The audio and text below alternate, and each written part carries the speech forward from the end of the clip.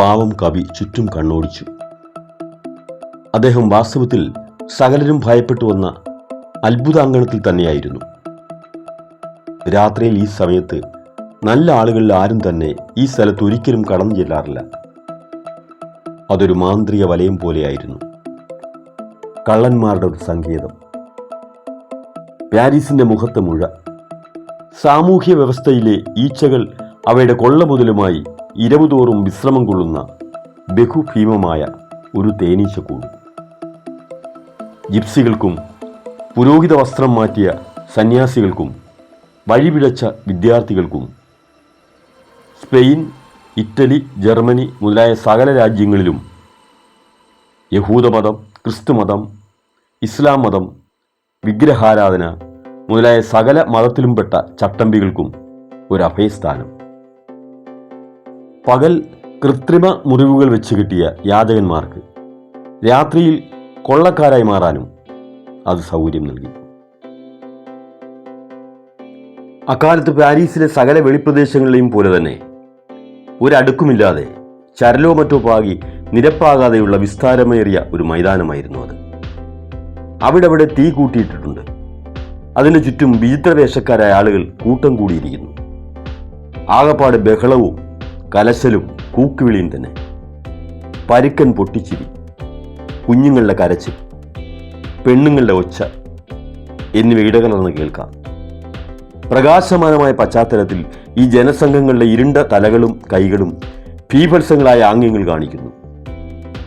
ഒരു മനുഷ്യനെന്ന് തോന്നുന്ന പട്ടിയോ പട്ടിയെന്ന് തോന്നുന്ന മനുഷ്യനോ തീജ്വാലയുടെ വെളിച്ചവും വിസ്തൃതവും അവക്തവുമായ ഛായകളും ഇടകലർന്ന് ആ സ്ഥലത്തുകൂടി അങ്ങോട്ടും ഇങ്ങോട്ടും പോകുന്നത് കാണാം. നരകത്തിലെന്ന പോലെ ഈ നഗരത്തിൽ വംശങ്ങളും വർഗങ്ങളും തമ്മിലുള്ള അതിർത്തികൾ ഉപേക്ഷിക്കപ്പെട്ടിരിക്കുന്നു എന്ന് തോന്നുന്നു. ആണുങ്ങൾ, പെണ്ണുങ്ങൾ, മൃഗങ്ങൾ, പ്രായങ്ങൾ, രോഗം, ആരോഗ്യം എന്നിവയെല്ലാം ഇവരുടെ ഇടയ്ക്ക് പൊതുമുതലാണെന്നേ തോന്നുകയുള്ളൂ. ഇവയെല്ലാം കൂട്ടിക്കലർത്തി ഞെക്കി ഞെരുക്കി ഒന്നിൻ്റെ മീതെ ഒന്ന് കയറ്റിവെച്ചിരിക്കുകയാണ്. ഓരോന്നും ആകെയുള്ളതിൻ്റെ ഒരംശം മാത്രം. കേട്ടുകേൾവി പോലുമില്ലാത്ത വിരൂപമായ, ഇഴഞ്ഞും മുട്ടിൽ നീന്തിയും നീങ്ങുന്ന ഭീഭത്സമായ ഒരു പുതിയ ലോകം പോലെയായിരുന്നു അത്. ഗ്രീൻഷാറിന് കൂടുതൽ ഭയം തോന്നി തുടങ്ങി. ആ 3 തെണ്ടികൾ 3 കൊടിലുകൾ എന്ന പോലെ അദ്ദേഹത്തെ പിടിച്ചമർത്തി വെച്ചിരിക്കുകയാണ്. അതേ സമയത്ത് അദ്ദേഹത്തെ ചൂഴ്ന്നു നിന്ന് ചിലയ്ക്കുന്ന ആൾക്കൂട്ടത്തിൽ നിന്ന് വ്യക്തമായ ഈ മുറവിളി കേൾക്കും. രാജാവിന്റെ അടുക്കലേക്ക് കൊണ്ടുപോവുക. വേഗത്തിൽ കൂട്ടിക്കൊണ്ടുപോയി. മുമ്പ് തന്നെ ദയനീയ നിലയിലായിരുന്ന കവിയുടെ ഉടുപ്പ് ഈ ദ്വന്ദ്വ യുദ്ധത്തിനിടയ്ക്ക് തികച്ചും നഷ്ടപ്പെട്ടു പോയി. സകല ഭാഗങ്ങളിൽ നിന്നും ആഭാസച്ചിരിയും തെറിപ്പാട്ടും പൊട്ടിപ്പുറപ്പെട്ടു. ഓരോരുത്തരും അടുത്തിരിക്കുന്ന ആൾ ശ്രദ്ധിക്കാതെ അവനവന്റെ ഇഷ്ടം പോലെ ശപിക്കുകയോ വിഡ്ഢിത്തം എഴുന്നള്ളിക്കുകയോ ചെയ്തു. ഒരു വലിയ നായ് ആസനമുറപ്പിച്ചിരുന്ന് തീയുടെ നേരെ നോക്കുകയാണ്. തീയുടെ സമീപത്ത് ഒരു വീപ്പ കിടപ്പുണ്ട്. അതിന്മേലൊരു ഭിക്ഷക്കാരനിരിക്കുന്നു. ഇതാണ് സിംഹാസനരൂഢനായ രാജാവ്. ഗ്രീൻഷാറിനെ പിടിച്ചിരുന്ന 3 തെണ്ടികളും കൂടി അദ്ദേഹത്തെ വീപ്പയുടെ മുമ്പിൽ കൊണ്ടുചെന്നു.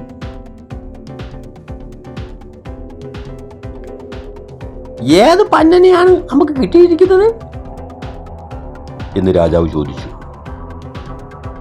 ഗ്രീൻഷാർ അടിമുടി വിറച്ചുപോയി. ഈ ശബ്ദം വേറൊരു ശബ്ദത്തെക്കുറിച്ചുള്ള സ്മരണ അദ്ദേഹത്തിന് ഉണർത്തിവിട്ടു. അതേ ദിവസം രാവിലെ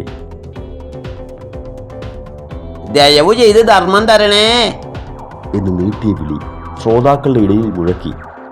തന്റെ നാടകത്തിന് പ്രഥമ വിഘ്നം വരുത്തിയ ശബ്ദമായിരുന്നു അത്. അത് ക്ലോപ്പിൻ ട്രൂയിൽഫു തന്നെയായിരുന്നു. ഏതായാലും അത്ഭുതാങ്കണത്തിലെ രാജാവ് ആ മഹത്തായ ഹാളിലെ പ്രകോപനകാരി യാചകനാണെന്ന് തിരിച്ചറിഞ്ഞതിൽ എന്ത് കാരണത്താലാണെന്ന് നിശ്ചയമില്ലെങ്കിലും ഗ്രീൻഷാറിന് അല്പം ആശ വീണ്ടും ഉദിച്ചു. രാജാധികാര മുദ്ര ധരിച്ച ക്ലോപ്പിൻ ട്രൂയിൽഫുവിന് പതിവിൽ കൂടുതലോ കുറവോ ആയി പഴംതുണി ഉണ്ടായിരുന്നില്ല. അവന്റെ ഭുജത്തിലെ വ്രണം തിരോധാനം ചെയ്തിരുന്നു. വെളുത്ത തുകൽവാറുകളുള്ള ഒരു ചാട്ട അവന്റെ കൈവശമുണ്ട്. തലയിൽ വളരെ വിചിത്രമായ ആകൃതിയിലുള്ള ഒരു തൊപ്പി അവൻ ധരിച്ചിരിക്കുന്നു. കള്ള, നിന്റെ പേരെന്ത്? വേറൊന്നും എനിക്ക് കേൾക്കണ്ട. സൂക്ഷിച്ചോ, നീ ബലവാന്മാരായ 3 രാജാക്കന്മാരുടെ തിരുമുമ്പിലാണ്. ഗ്രാമരാജ്യത്തിലെ പരമാധികാരി, തൂനുകളുടെ രാജാവ്, പിന്നെ ക്ലോപ്പിൻ ട്രുയിൽഫു ആയ ഞാൻ. ഞങ്ങൾ നിന്റെ വിധികർത്താക്കളാണ്. ഞങ്ങളുടെ പ്രജകളിൽ ഒരാളായി ചേരാതെ നീ ഞങ്ങളുടെ അതിർത്തിക്കകത്ത് പ്രവേശിച്ചിരിക്കുന്നു. ഇങ്ങനെ നീ ഞങ്ങളുടെ നഗരത്തിൻ്റെ പ്രത്യേക അവകാശങ്ങളെ ലംഘിച്ചിരിക്കുന്നു. നീ ഒരു ചൂഷകനോ നാടോടി വിൽപ്പനക്കാരനോ കള്ളനോ തെണ്ടിയോ കണ്ടിടം നിടങ്ങിയോ അല്ലാത്ത പക്ഷം നിന്നെ ശിക്ഷിച്ചേ തീരൂ. നീ സ്വയം ന്യായീകരിക്ക്. നിന്റെ ബിരുദങ്ങൾ എന്തെല്ലാമാണെന്ന് പറ. എനിക്ക് ആ ബിരുദങ്ങളൊന്നുമില്ല. ഞാനൊരു ഗ്രന്ഥകാരൻ. മതി മതി, നിന്നെ തീർച്ചയായും തൂക്കിക്കൊല്ലും. നിങ്ങളുടെ കയ്യിൽ കിട്ടിയ ഞങ്ങളുടെ ആളുകളോടു നിങ്ങൾ ചെയ്യാറുള്ളത് പോലെ ഞങ്ങളുടെ കയ്യിൽ കിട്ടിയ നിങ്ങളുടെ ആളുകളോടും ഞങ്ങൾ പെരുമാറും. തെരുവു നിരങ്ങികൾക്ക് വേണ്ടി നിങ്ങൾ ഉണ്ടാക്കിയിട്ടുള്ള നിയമം തെരുവു നിരങ്ങികൾ നിങ്ങളുടെ മേലും പ്രയോഗിക്കും. എൻ്റെ സ്നേഹിത, വാ, നിന്റെ കീറത്തുണികൾ ഈ പെണ്ണുങ്ങൾക്ക് കൊണ്ടുപോയി കൊടുക്ക്. ഈ കണ്ടിടം നിരങ്ങികളെ വിരോധിപ്പിക്കാൻ നിന്നെ ഞാൻ തൂക്കിലിടും. നിന്റെ പണസഞ്ചി അവർക്ക് മദ്യപാനത്തിനായി നീ കൊടുക്കുകയും വേണം. നിനക്ക് വല്ല പ്രാർത്ഥനാ പ്രകടനവും അഭിനയിക്കാനുണ്ടെങ്കിൽ അത് ആ മുറിയിലേക്ക് ഇറങ്ങിച്ചെല്ലും. കല്ലുകൊണ്ടുണ്ടാക്കിയ ഒന്നാന്തരം കുരിശി അവിടെയുണ്ട്. നിന്റെ ആത്മീയ കാര്യങ്ങൾ തീരുമാനിക്കാൻ ഞാൻ 4 മിനിറ്റ് നിനക്ക് അനുവദിച്ചിരിക്കുന്നു. ഇത് ആപൽ സൂചകമായ ഒരു വിളംബരമായിരുന്നു.